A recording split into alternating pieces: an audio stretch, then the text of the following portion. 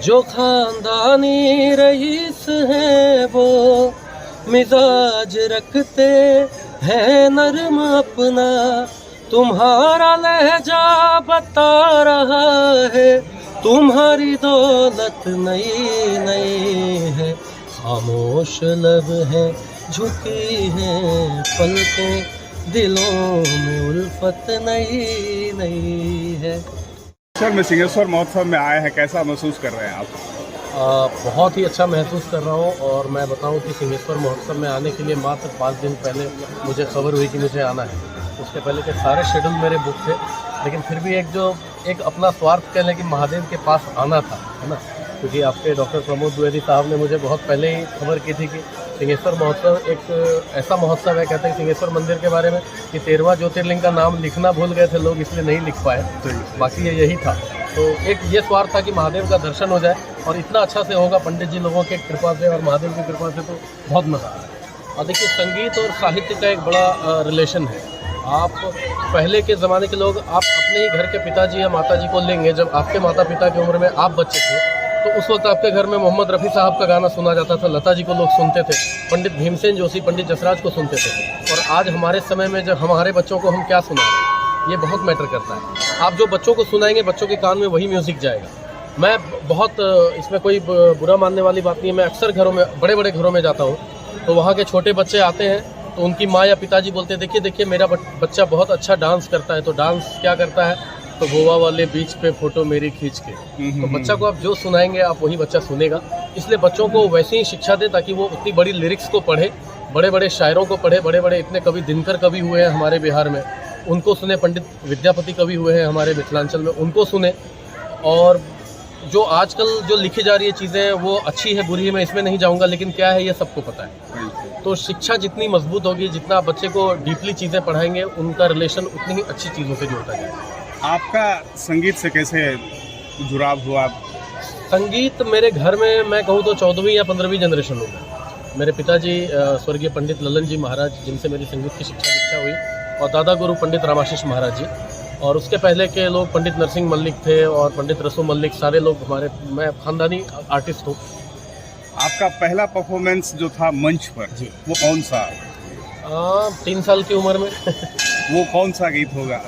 वो उस वक्त मैंने, याद तो है, बिल्कुल याद है कि उस वक्त मैंने एक ऐसे ही राग यमन की एक बंदिश गाई थी। वो बहुत छोटी, बच्चों को जब हम लोग सिखाते हैं तो मुझे बताया गया था कि उसमें वो एक बंदिश थी, उसमें बाजे मुरलिया शाम सुंदर के वृंदावन के कुंज गदेना में, ये बंदिश मतलब ऐसे मैंने गाया था। तो पहला प्रोग्राम जब आपका हुआ था तो कैसे प्रोड्यूस किया गया था आपको उस मंच के लिए? जैसे हम लोग जानते हैं कि पंकज उदास जी को प्रोड्यूस किया गया कि अब मुझे छोड़िए, इनको सुनिए, तो क्या कुछ इस तरीके का कुछ ऐसा इंसिडेंट हुआ था क्या, या आप पहले से तैयारी करके गए हुए थे, पहले से अनाउंस था कि आप वहाँ गाएंगे? कुछ नहीं, ये पहला गाने का जो अनुभव होता है वो घर में क्या होता है कि जो बच्चे पैदा होते हैं ना, तो रोने से पहले कहा जाता है गाते हैं, इतने सुर में होते हैं बच्चे हमारे। तो मैं सीखता था, बचपन से ही सीखना शुरू हो गया था। तो लोग घर पे, पिताजी के कुछ मित्र आते थे तो वो कहते थे बड़ा सुरीला है आपका बेटा, ये है। तो एक ऐसे ही एक कार्यक्रम रखा गया था, उसमें उन लोगों ने कहा एक बार इसको भी गाने के लिए दिया जाए। तो बस मतलब शुरुआत मैंने ही की थी उस कार्यक्रम की, बाकी फिर बड़े बड़े कलाकार लोग आए थे। कोई ऐसा आपका गाना जो कि आपके बहुत ही करीब हो? आमतौर पर लोग कहते हैं कि बाथरूम वो ऐसा जगह होता है जहाँ पे कोई भी आदमी अपने कलाकार के अंदर को निकालता है।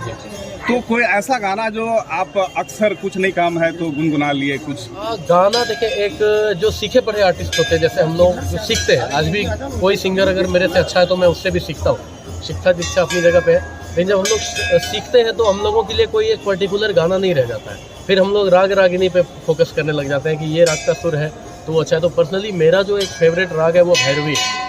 तो भैरवी है, उसमें मेरे बाबा की कॉम्पोजिशन बहुत लोगों ने सुनी भी है कि मैं हमरी अटरिया पे आजा रे सवरिया गाता भी हूँ। तो उसमें मैं दिन रात कुछ ना कुछ नया ढूंढने की कोशिश करता हूँ, कि उसमें वो लाइन है, हमरी अटरिया पे आजा रे सवरिया, देखा देखी बनम हो जाए, लोग जो हंसे पर तुम नहीं हंसियो, तुम हंसी हैं तो जुलम हो जाए, हमारे अटरिया पे आजा रे सवरिया, देखा देखी बदम हुई जाए। सरे गा गरे गरे धरे ग म ग गरे गरे धरे नि ध नि धरे ग गरे गरे धरे ग म प म प ग म प द प म प म ग म ग गरे गरे धरे नि ध ग ध म गरे गरे सा। बस अभी एक सवाल बस और, अभी आपका एक गाना बहुत ही चर्चित हो रहा है। हाँ जी जरा उसका 2 लाइन भी सुना दिया जाए। और वो गाना तो अभी हाल फिलहाल का जैसा दिख रहा है, तो जी, वो ये कैसे मैं निकल के लास्ट 2 आया? महीने, हालांकि इस गाने पे बड़ी कंट्रोवर्सी भी हुई। इसकी लेखिका है शबीना आदिब जी, तो ऑडियंस की फरमाइश पे मैंने गाया था, लेकिन कुछ कंट्रोवर्सीज हुई है, वो आप लोग को पता होगा, आई डोंट नो।